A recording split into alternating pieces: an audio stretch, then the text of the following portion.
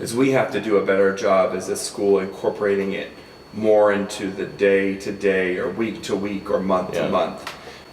It tends to be something that we work really hard on in May for graduation, and then we slip it away until the following May. Right. You know, working on making sure it's played at the end of every home game would be a great place for us to start. We do put it in the student's planner, but that's just feels more compliance than use. I think one of the things that we've talked about at great length is getting our sound system fixed in the building so that on Fridays, that's something that we could play every Friday at the start of the school day or during announcements, so it becomes a living, breathing thing other than something that we take out and really practice hard in May because we know we get to do it at graduation. In May, what we do is the day the students are issued their caps and gowns, which is typically 2 days before graduation. We distribute them all down the gym. We line up the students. We videotape the students walking across the bridge. They loop back around in front of the building. They take their class picture.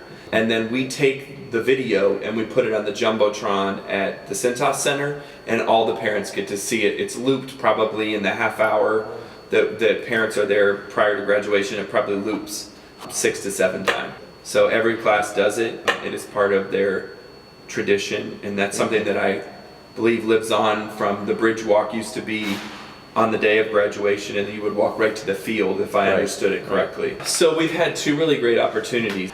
In the prior 6 years, we had not had an all-school assembly. And last year we had the Dance Theater of Harlem, which was amazing.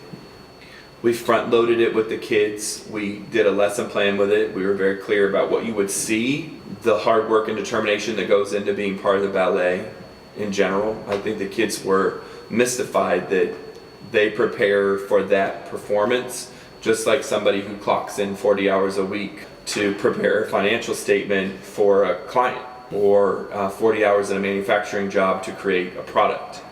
So we were very impressed with our students and their ability to come together in a performance environment. So much so that we haven't had a chance to share that we actually had someone write a grant on behalf of the school. We actually had a second performance this year. It was called Elements of Dance, and they were another touring company. And we had that in November. We were notified the week before that somebody had written the grant on our behalf, and it was a parent from Walnut Hills that wrote it. She was here with the Dance Theater of Harlem.